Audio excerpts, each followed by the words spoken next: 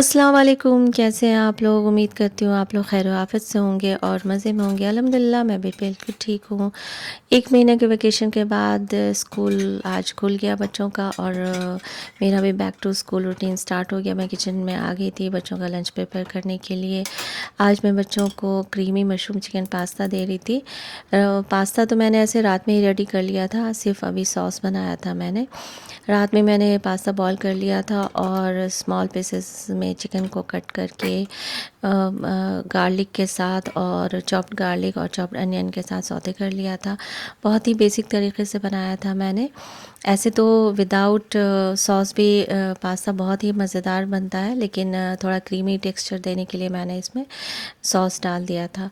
और इसकी रेसिपी मैं डिस्क्रिप्शन बॉक्स में डाल दूँगी, आप लोग भी ज़रूर ट्राई कीजिएगा। बहुत ही सिंपल है लेकिन बहुत ही अच्छा लगता है। अगर विदाउट सॉस खाना चाहें तो भी अच्छा लगता है और अगर सॉस के साथ बनाना चाहें तो भी आप बना सकते हैं। तो उसमें मैंने बेसिक ही मसाले डाले थे। मैंने ऑयल के साथ बनाया था, अगर आप बटर के साथ बनाएंगे तो और ज़्यादा अच्छा लगेगा।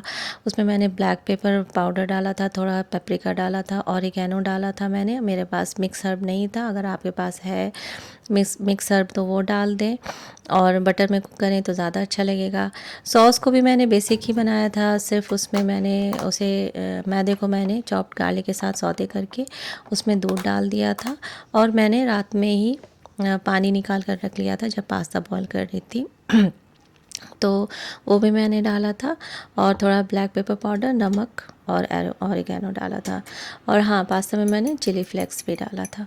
बस इतना सही है। और जब चिकन को अच्छे तरह से कुक हो गए थे तो फिर मैंने उसमें ब्राउन मशरूम डाला था और बहुत लास्ट में डाला था क्योंकि मशरूम बहुत जल्दी कुक हो जाते हैं। और फिर चिकन डालकर सौते करके रख दिया था और सुबह में मैंने सिर्फ सॉस बनाकर उसमें मिक्स करके बच्चों को दे दिया था। सॉस की कंसिस्टेंसी भी मैंने थोड़ी पतली रखी थी क्योंकि थोड़ा गाढ़ा करने से ना पास्ता जम जाता है बाद में, ठंडा होने के बाद, और फिर खाने में अच्छा भी नहीं लगता। बच्चों का लंच पैक करके मैं उनके लिए ब्रेकफ़ास्ट बना रही थी। ब्रेकफ़ास्ट में मैं उनके लिए एग रोल बना रही थी और ये मैं खुबूस के साथ बना रही थी। ऐसे तो कभी कभी रोटी के साथ भी बनाती हूँ, लेकिन कभी कभी खुबूस के साथ भी बनाकर दे देती हूँ। खाली पेट तो मैं भेजती नहीं बच्चों को स्कूल, बच्चे नाश्ता करके जाते हैं तो लंच के लिए भी बहुत टेंशन नहीं रहती कि बहुत हेवी लंच देना भी इनके ज़रूरी नहीं हो जाता। और फिर घर आ कर के तो बच्चे खाना खाते ही हैं। कभी कभी अगर ना लंच छोड़ कर के भी आ गए, नहीं खा पाए, खेलने में रह गए या टाइम नहीं मिल पाया, तो फिर टेंशन नहीं रहती कि बच्चे खाली पेट गए हैं स्कूल। और फिर बच्चों को का लंच नाश्ता वगैरह बना के नमाज़ पढ़ने का टाइम भी हो गया था, तो बर्तन वगैरह धोकर मैं नमाज़ पढ़ने चली गई और बच्चे भी इधर रेडी हो गए तो उन्हें ब्रेकफास्ट दे दिया था। नमाज़ पढ़ के मैंने बच्चों का बेड सेट कर दिया। ऐसे तो बच्चे ख़ुद अपना करते हैं, जमा जो है ख़ुद ही अपना बेड सेट करते हैं, लेकिन स्कूल जब रहता है ना तो मैं ही कर देती हूँ। मेरे पास थोड़ा टाइम था तो मैंने सोचा कि थोड़े कपड़े हैं वो मशीन में डाल देती हूँ, इस दौरान हो जाएंगे। तो फिर जब मैं मुदस्सिर को छोड़ कर आऊँगी ऑफ़िस से तो फिर उस टाइम तक मैं धुल जाएंगे कपड़े, तो मैं कपड़ों को सूखने के लिए डाल दूँगी।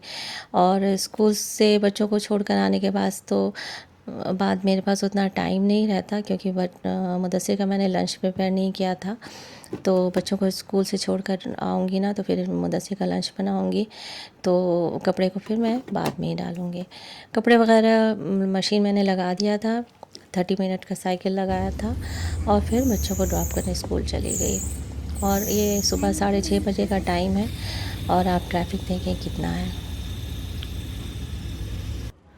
कपड़ों को सूखने के लिए डालने से पहले ना मैंने सोचा कि बालकनी क्लीन कर देती हूँ, क्योंकि बाद में इतनी जगह नहीं रहेगी कपड़ों को डालने के बाद कि मैं चीज़ों को हटाऊँ और साइड में रखूँ और फिर बालकनी क्लीन करूँ।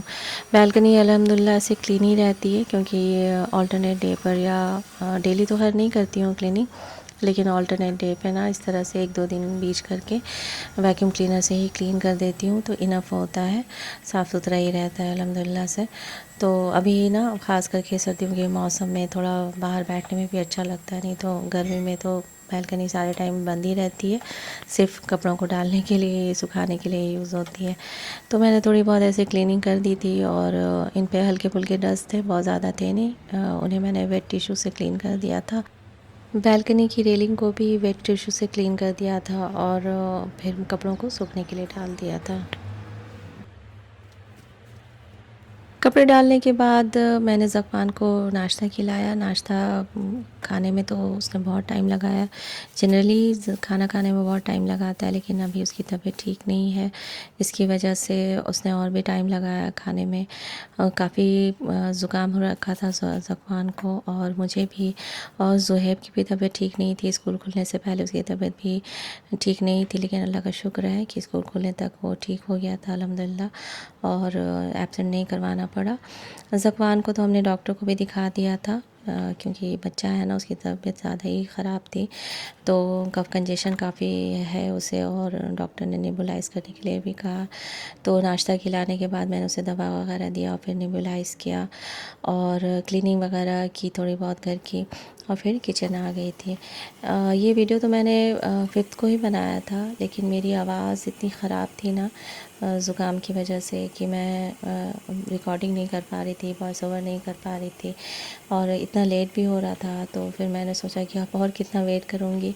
अभी तो ख़ैर अल्हम्दुलिल्लाह ठीक है। तो मैंने बोला आप कर ही देते हो वॉइस ओवर, क्योंकि फिर बहुत पुरानी हो जाएगी वीडियो।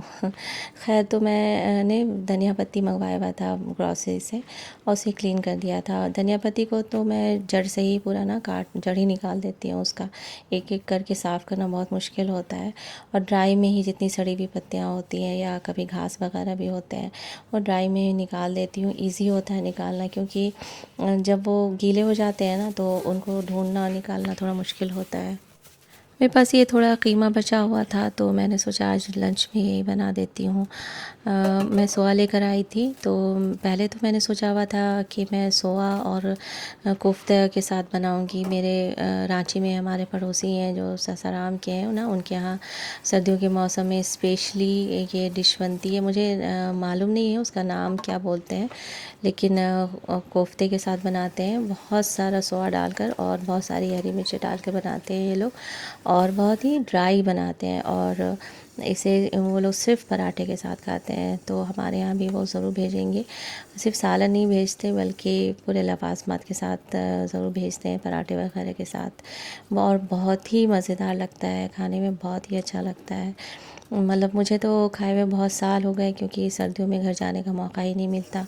तो पहले मैंने यही सोचा था कि कीमा है रखा हुआ, तो कोफ्ते के साथ में ना अम्मी से पूछूंगी कि आप उनसे थोड़ा रेसिपी पूछ लें, तो फिर मैं बनाऊंगी वैसे ही।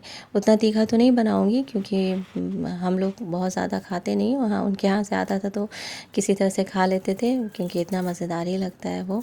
लेकिन फिर जब मैंने देखा तो फ्रिज में देखा कि नहीं, उतनी क्वांटिटी है नहीं इसकी कीमे की, तो ज़्यादा कोफ्ते बन नहीं पाएंगे। तो मैंने फिर सोचा कि नॉर्मल ही आलू के साथ बना देती हूँ, आलू कीमा, और उसमें सोया डाल दूँगी। तो वो रेसिपी इंशाल्लाह मैं ना नेक्स्ट टाइम कभी भी आप लोगों से ज़रूर शेयर करूँगी। उन लोगों की तरह तो मुझे नहीं लगता है कि बन पाएगा, लेकिन इंशाल्लाह मैं कोशिश करूँगी कि वो रेसिपी शेयर करूँ। और मैंने भी ख़ुद कभी बनाया नहीं है, तो मुझे भी बड़ा शौक़ है कि मैं भी बनाऊँ और ट्राई करूँ और देखूँ कि उस तरह बन पाता है कि नहीं बन पाता है।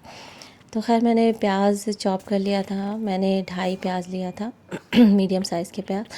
आलू भी मैंने 2 लिए थे मीडियम साइज़ के, और उन्हें मीडियम पीसेस में कट कर लिया था। मेरे घर में ना सोया बहुत खाया जाता है सर्दियों के मौसम में, और अभी का तो मुझे नहीं पता, लेकिन पहले तो सिर्फ सीज़नल ही मिलते थे ये, सिर्फ सर्दियों में अवेलेबल होता था। तो अम्मी ऑलमोस्ट सारी सब्जियों में सोया ज़रूर डालती थी, तो अभी भी डालती हैं। लेकिन जब मैं छोटी थी ना, तो मुझे ऐसा कोई ख़ास अच्छा नहीं लगता था, लेकिन मैं चुपचाप खा लेती थी। लेकिन फिर मैं जैसे जैसे बड़ी हुई, तो फिर मुझे अच्छा लगने लगा, और ऐसे भी इसके बेनिफिट्स भी बहुत हैं, बहुत अच्छा होता है हेल्थ के लिए। तो सूखी भुजिया वगैरह में तो मुझे बहुत अच्छा लगता है, किसी भी चीज़ की ड्राई भुजिया बना रहे हैं ना, तो उसमें सोया डाल दो तो बहुत अच्छा टेस्ट आ जाता है।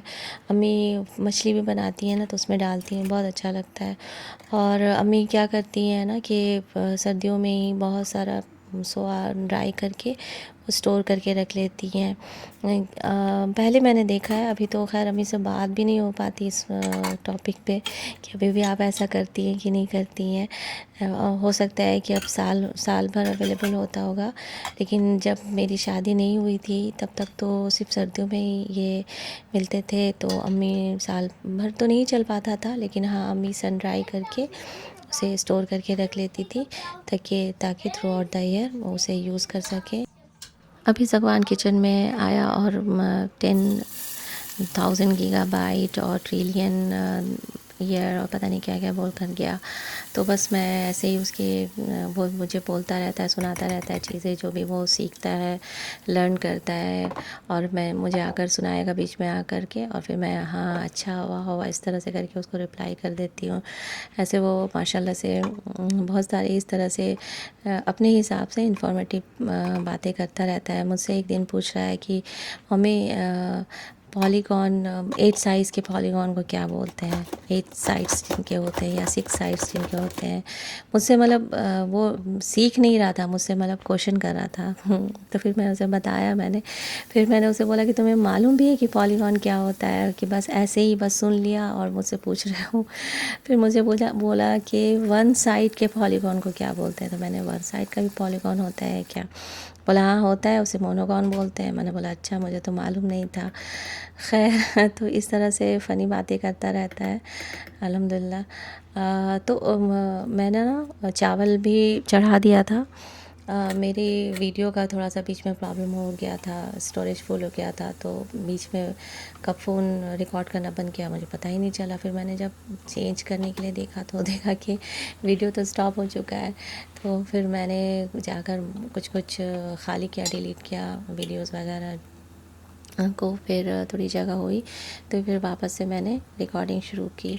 तो चावल भी हो गए थे मेरे, और मैंने ये मसाला भूनना शुरू कर दिया था। इसमें मैंने मस्टर्ड ऑयल यूज़ किया था इसके लिए, सब्ज़ी के लिए। और इसमें मैंने खड़े गरम मसाले नहीं डाले थे, सिर्फ डायरेक्ट प्याज डाला था। और प्याज को लाइट ही कलर आने तक मैंने फ्राई किया था, और फिर उसमें अदरक लहसुन का पेस्ट डालकर थोड़ा भून कर फिर मैंने चॉप्ड टमाटर डाल दिया था। चॉप टमाटर भी मैंने ज़्यादा नहीं था, मेरे 2 बड़े साइज़ के टमाटर थे, तो वो मैंने 1.5 ही डाला था। पहले मैंने सोचा 2 डाल दूँगी, लेकिन मुझे ज़्यादा लग रहे थे तो मैंने 1.5 ही डाला था।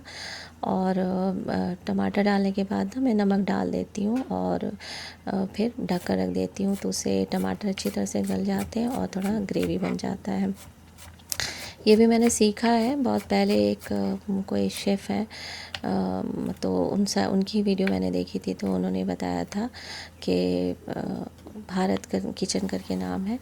तो बताया था कि टमाटर में नमक डाल करके ना ढक के रख दें तो उससे मॉइस्चर निकलता है, और फिर टमाटर गल जाते हैं और फिर ग्रेवी बन जाती है। तो बस तब से मैं इसी तरह से करती हूँ।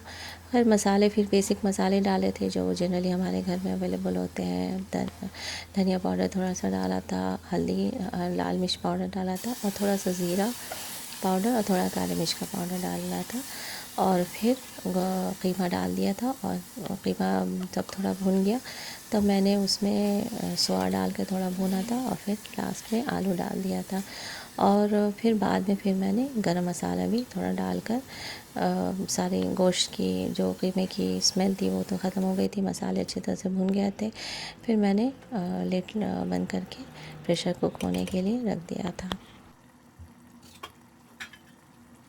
आज जब मैं अपने लिए चाय बना रही थी ना सुबह में, तो चाय उबल कर गिर गई, और इतनी ज़्यादा गिर गई थी कि मुझे फ़ॉल भी चेंज करना पड़ा। मैं ज़रा देर के लिए ज़ुकान के पास गई ना, उतनी ही देर में चाय गिर गई। मुझे लगा कि अभी तो उबलेगी नहीं, और उबल गई। खैर तो मुझे तो चेंज करना ही था फ़ॉल। काफ़ी दिनों से मैं बस सोच ही रही थी चेंज करना है, मुझे इतना ही असकत हो रहा था कि मैं चेंज ही नहीं कर पा रही थी। तो चलो अच्छा ही हुआ कि चाय गिर गई, तो फाइनली मैंने चेंज कर दिया। तो इस तरह से अचानक जो काम निकल आते हैं ना, तो काम तो हो ही जाते हैं, लेकिन बहुत भारी लगता है, क्योंकि प्लानिंग नहीं रहती है ना। और अगर प्लान किया रहता है किसी काम को करने का, तो फिर मेंटली प्रिपेयर रहते हैं हम, तो फिर काम करना भारी भी नहीं लगता। लंच में मैंने मसूर की दाल बनाई थी। मसूर की दाल मैं जब भी बनाती हूँ ना तो मैं डायरेक्टली ही पतीली में बना लेती हूँ, कुकर में नहीं बनाती, क्योंकि कुकर में वो बहुत ज़्यादा ही गल जाते हैं।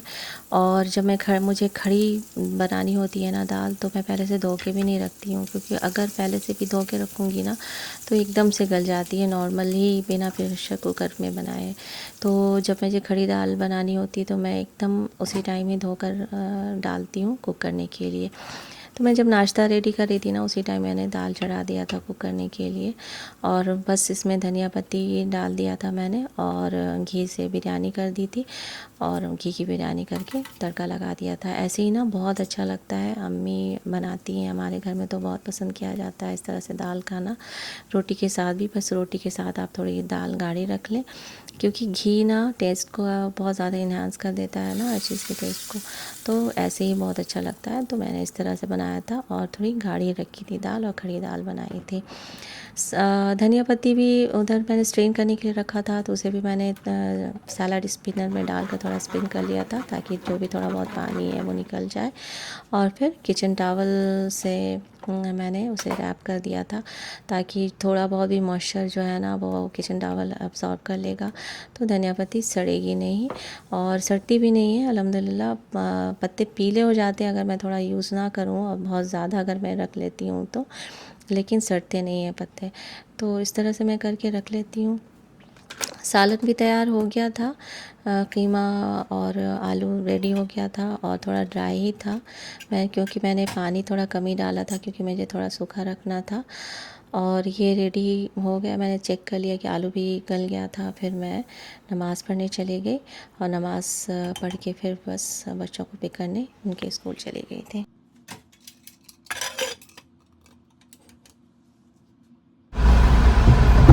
अस्सलाम वालेकुम। वालेकुम अस्सलाम। मैं बच्चों को लेकर घर आ गई थी। घर आने के बाद इन लोग का लंच बॉक्स मैंने धोया, और फिर नमाज़ पढ़ने चली गई। घर आते आते असर की अज़ान हो ही जाती है, काफ़ी लेट हो जाता है, ट्रैफिक इतनी रहती है ना। और बच्चों का भी यही रूटीन होता है कि घर आते हैं फिर फ्रेश होकर नमाज़ पढ़ लेते हैं, क्योंकि खाने में तो ऐसे ही लेट हो जाता है। तो इसीलिए मैंने इन लोगों को बोला हुआ है कि नमाज़ पहले पढ़ लो फिर खाना खा लेना, ताकि नमाज़ पढ़ के फ्री हो जाओ, तुम लोग फारिग हो जाओ। और खाने की तो ऐसे भी कोई जल्दी है नहीं। तो बस मैं बच्चों को लंच दे रही थी निकाल करके। और आप बताएं कि आज का ये व्लॉग कैसा लगा, कमेंट करके ज़रूर बताइएगा। वीडियो को ज़रूर से लाइक कीजिएगा और शेयर कीजिएगा, और अपना ख़्याल रखिएगा, दुआ में याद रखिएगा। इंशाल्लाह नेक्स्ट वीडियो में आप लोगों से मुलाकात होती है। अल्लाह हाफ़िज़।